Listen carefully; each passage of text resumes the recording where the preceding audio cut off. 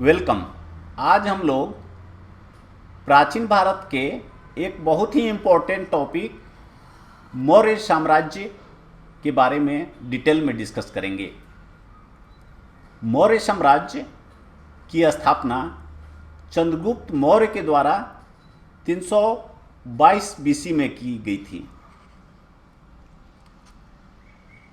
इस साम्राज्य का शासन 322 बीसी से लेकर 185 बीसी तक अर्थात 137 वर्ष भारतवर्ष में रहा। इस साम्राज्य की राजधानी पाटलिपुत्र थी और इस साम्राज्य की स्थापना चंद्रगुप्त नंद सम्राट के अंतिम शासक धनानंद की हत्या करके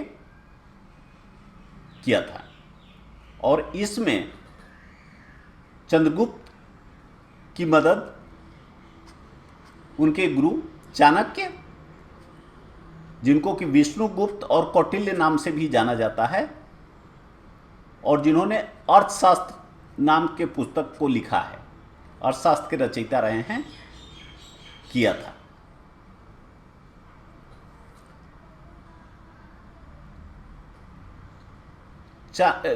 चंद्रगुप्त मौर्य को भारत का प्रथम चक्रवर्ती सम्राट कहा जाता है।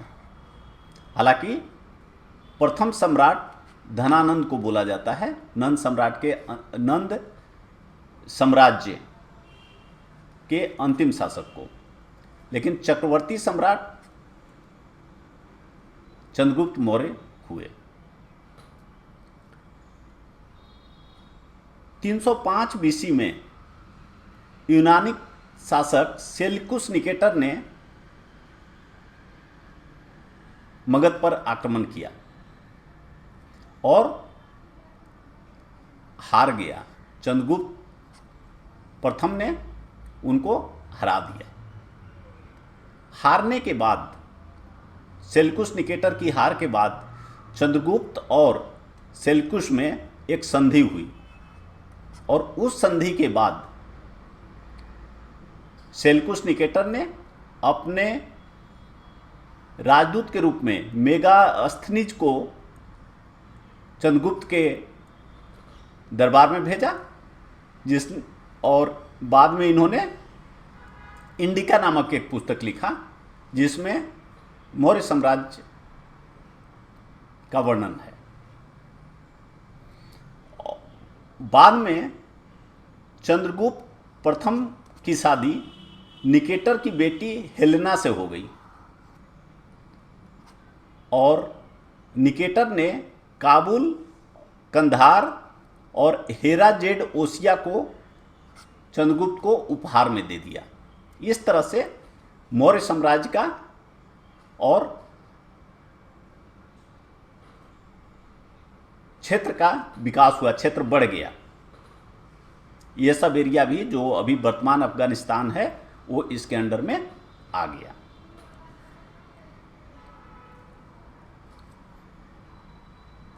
बाद में चंद्रगुप्त मौर्य भद्रबाहु से भी शिक्षा प्राप्त करके भी दीक्षा लेकर और वो जैन धर्मी बन गए, जैन धर्म को स्वीकार कर लिया और 298 ईसा पूर्व में श्रावण बेलगोला मैसूर में, जो अभी वर्तमान कर्नाटका में है,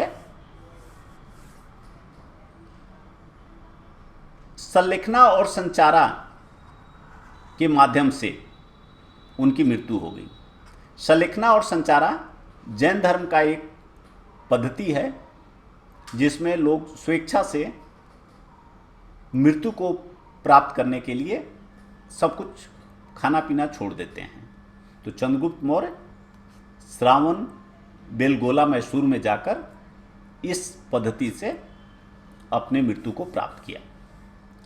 चंद्रगुप्त मध्य भारत के बड़े क्षेत्र को जीत लिया था अपने जीवन काल में। बाद में चंद्रगुप्त का पुत्र बिंदुसार शासक बना, जिसने दक्षिण भारत में अपना विस्तार किया और तक्षशिला में बिंदुसार के समय में विद्रोह हुआ, जिसको शांत कराने के लिए, रोकने के लिए बिंदुसार ने अपने 2 पुत्र सुसीम और को पहले और बाद में अशोक को भेजा। अशोक उसमें सफल हुआ और बिंदुसार के बाद शासक बना। अशोक का शासन का अवधि 269 बीसी से 232 बीसी तक रहा है, अर्थात करीब करीब 37 वर्ष, 37 साल। अशोक के समय के शासन पद्धति इत्यादि की बातें अशोक के द्वारा स्थापित शिलालेख और स्तंभ लेख में मिलते हैं। स्तंभ लेख मतलब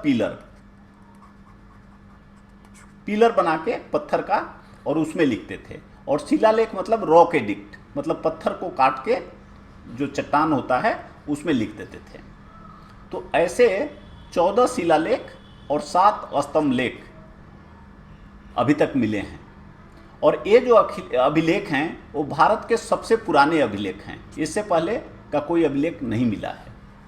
ये खरोष्टी और ब्राह्मी भाषा में लिखे गए हैं, और सबसे पहले 1835 एडी में जेम्स प्रिंसेप ने इनका अध्ययन किया था।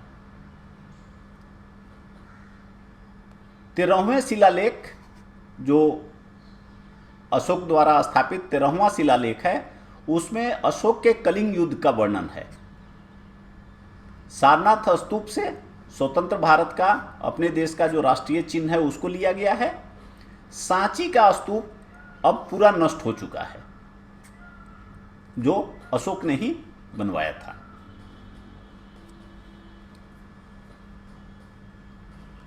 आठवें वर्ष में अशोक ने कलिंग को जीता था 261 बीसी में। अपने सम्राट बनने के 8 वर्ष के बाद कलिंग को जीता था। बाद में उस कलिंग को जीतने के लिए जो युद्ध करना पड़ा और उसमें जो अहिंसा हुआ, लोगों की जान गई, खून खराबा हुआ, उससे उसको विरक्ति प्राप्त हो गई अशोक को, और उन्होंने उपगुप्त नामक बौद्ध भिक्षु से दीक्षा लेकर बौद्ध धर्म स्वीकार कर लिया। चंद्रगुप्त मौर्य जैन धर्म स्वीकार किए थे और अशोक बौद्ध धर्म स्वीकार कर लिए।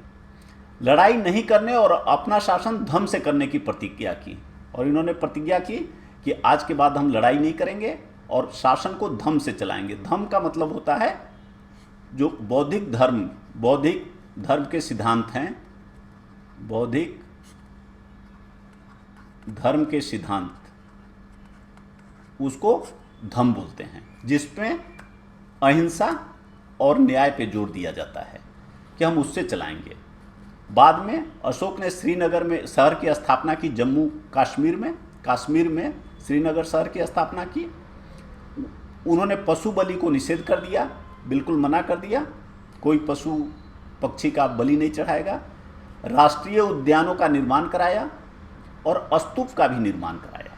अभी जैसे हमने पीछे देखा कि इसी के स्तूप से, सारनाथ के स्तूप से अपने राष्ट्रीय चिन्ह को लिया गया है। जनता में नैतिकतापूर्ण व्यवहार लाने की कोशिश की गई, जो सर्वधर्म भाव को प्रचारित किया। हालांकि उन्होंने बौद्ध धर्म स्वीकार कर लिया, लेकिन दूसरे धर्म वालों को भी बराबर इज्जत दिया। बौद्ध धर्म के प्रचार के लिए प्रचारकों को विदेश भेजा। 251 बीसी में तीसरी बौद्ध महासंगति का आयोजन पाटलिपुत्र में कराया। महासंगति मतलब जहाँ बौद्ध धर्म के अनुयायी विद्वान मिलकर और अपने धर्म पर डिस्कशन करते हैं और बहुत समय कुछ रचना भी करते हैं। तो इस तरह से 251 बीसी में उन्होंने पाटलिपुत्र में कराया। मौर्य वंश के अंतिम शासक बृहद्रथ पुष्यमित्र शुंग के द्वारा हत्या कर दिया गया और शुंग साम्राज्य की स्थापना कर दी गई। जो मौर्य वंश का अंतिम शासक था उसका नाम था बृहद्रथ। उसे उसका अपना सेनापति पुष्यमित्र शुंग ने हत्या करके अपने दूसरे डायनेस्टी, दूसरे वंश शुंग वंश की स्थापना की। शुंग वंश का शासनकाल 185 से 72 बीसी तक रहा। यह शुंग वंश जो था भारत का प्रथम ब्राह्मण वंश था, जिसका राजा ब्राह्मण थे। इस पुष्यमित्र शुंग को भारत में बौद्ध धर्म का विनाशक भी कहा जाता है।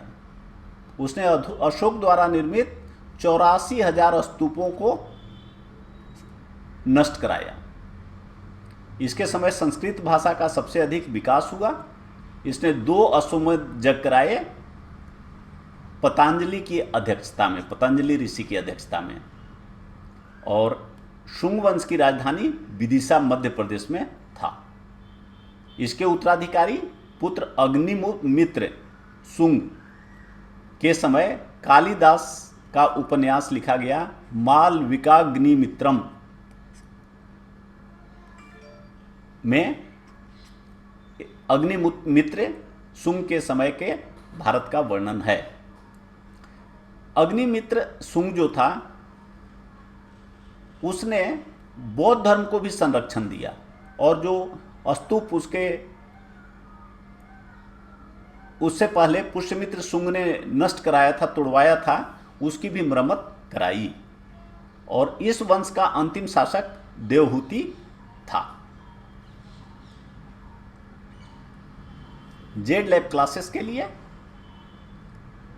गूगल प्ले स्टोर से जेड लैब ऐप डाउनलोड करें। Good luck.